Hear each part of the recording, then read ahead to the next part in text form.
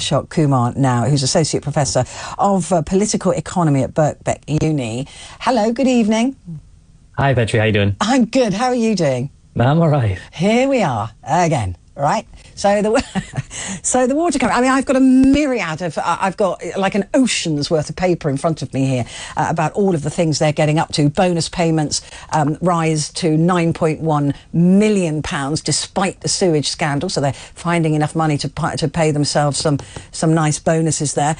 Water bills set to rise. Like I said, one company wants it to go up by 84%. Others are asking around 44%, 50%. Water company, I mean, it goes on and on and on. And then this embargoed until 10 o'clock. The government launches an independent water commission. What is Ofwat for? What was Ofwat doing? Look, I think that what's very clear is that the regulators are pretty much bought out. I mean, that's what's become very, very clear. I mean, by anybody who's seeing what's going on. The political class also is very clear that they're like, oh no, here's the problem, there's a problem. Billions of liters of sewage spilled into the rivers, an infrastructure that's deteriorating, public health emergencies up and down the country from wealthy areas to poor areas. It doesn't really discriminate. And CEOs who cause this are rewarded with golden parachutes of millions of pounds. Why? Because legally, the fiduciary responsibility of the CEO is to bring profit to its shareholders. Nothing else. They could spill as much as they want. They could charge as high fees as they want to consumers and customers around the country. They can cause public emergency up and down the country. The single most important and legally fiduciary responsibility of the CEO is profit for the shareholders. And they're doing that consistently. And they're doing it the way they're doing it is very simple. Since 1989, when it was privatized, there was zero debt. They took on, the private water companies took on over 48 billion pounds of debt. Oh, and it also happened to be that the private water company shareholders have made 53 billion in dividends. So all they did was take on public debt, let the entire infrastructure deteriorate, and transfer that into the pockets of their shareholders.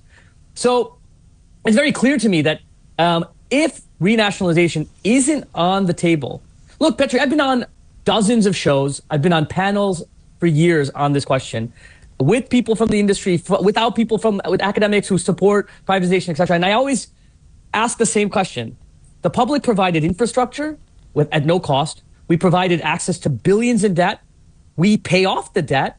We pay for the infrastructure to be rebuilt, but we've paid shareholders to the tune of 53 billion in dividends. And for that, what did we actually get? And consistently, I haven't been able to get an answer. They can't answer that simple question. What do we get for privatizing water? A system that was running just fine. What did we get other than debt, higher payments, sewage in the water, and a system that's completely deteriorated? I mean, the sewage and the water thing, I mean, that is such a cop-out, isn't it? Basically, water companies are allowed to release sewage if there is a substantial pressure on the water system created by, let's say, a massive downpour. I mean, a proper downpour of water. So it becomes overwhelmed. They've got to release something somewhere. So they're allowed a few times a year to release sewage. But what we've discovered in recent years, because it's more expensive to treat the sewage than it is to release it, that water companies have been taking their time, choosing a day, any day, several times a week, several times a month, many times a year, to dump the sewage because then they don't have to treat it. So that's exactly what's been happening. But how are they allowed to get away with it? They're allowed to get away with it because we have a system in which, you can't regulate your way out of this. You charge. Okay, look at what they've charged. They say we've charged record-breaking fines to these water companies. Yeah, who gets to pay them? The fines are basically put on in the public pocket. Yeah. There's no. I mean, they have an insurance company. The insurance premiums go up for these water companies. They don't care. This is all monopoly money for them. It's all paid on the public dime. Then they go to Ofwat and they say, okay, our costs have gone too high. We got to increase the rate. Some upwards of 50, 40, 50, 80%. They don't care. And then they take on more debt. They transfer it into the pockets of shareholders.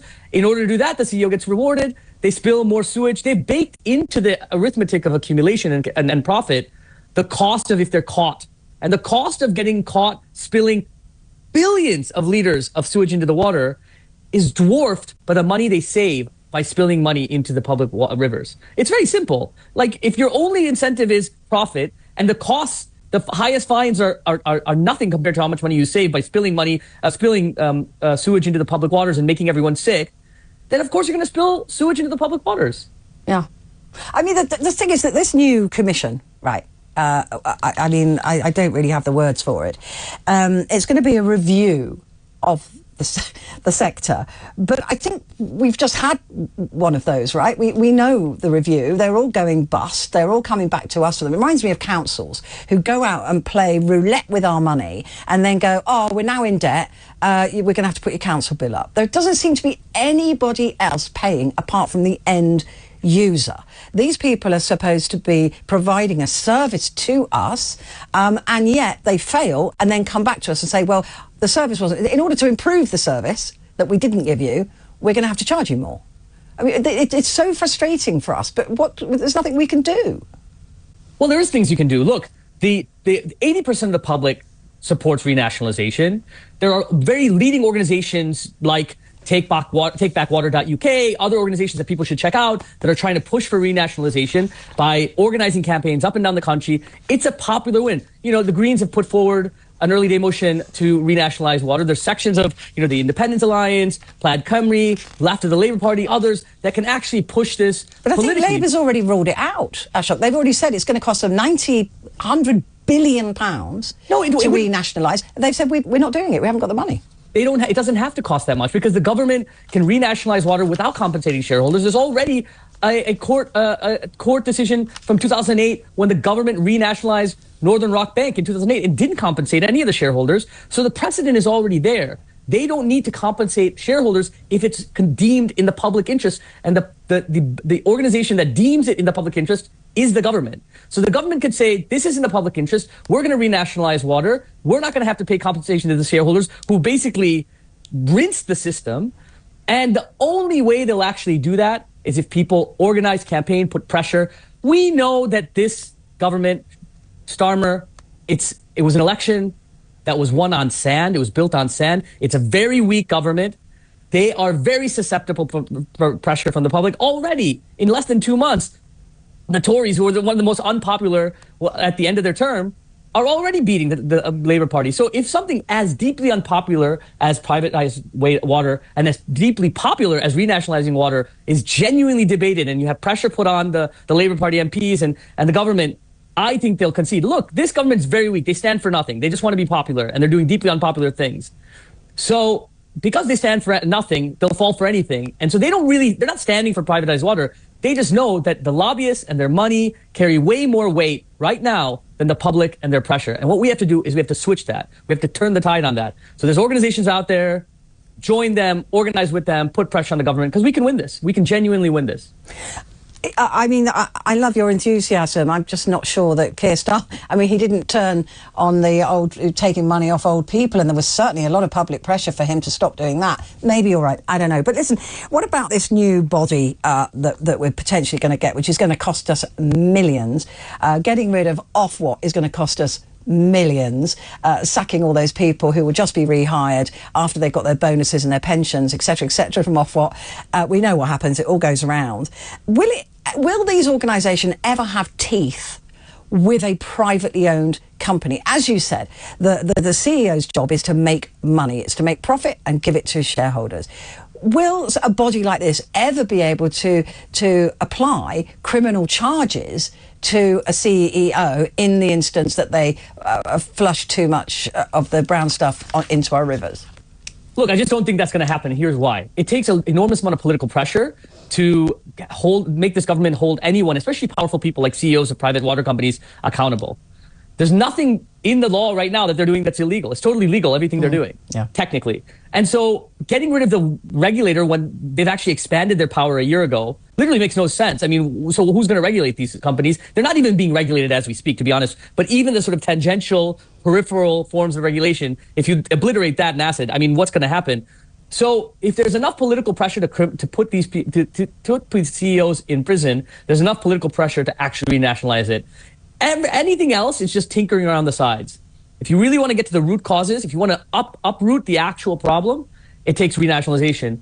And if that's not on the table, and it won't be on the table because the Labour Party doesn't want to do it, then I think it's just window dressing. It's like, okay, it's kicking the can down the field. It's saying, oh, there's all this pressure. There's this early day motion. It's deeply unpopular. I know, let's create a commission. It's just like, it's trying to mire everything in bureaucracy. And it's so obvious to everyone. It's obvious to you. It's obvious to everyone that what they're doing.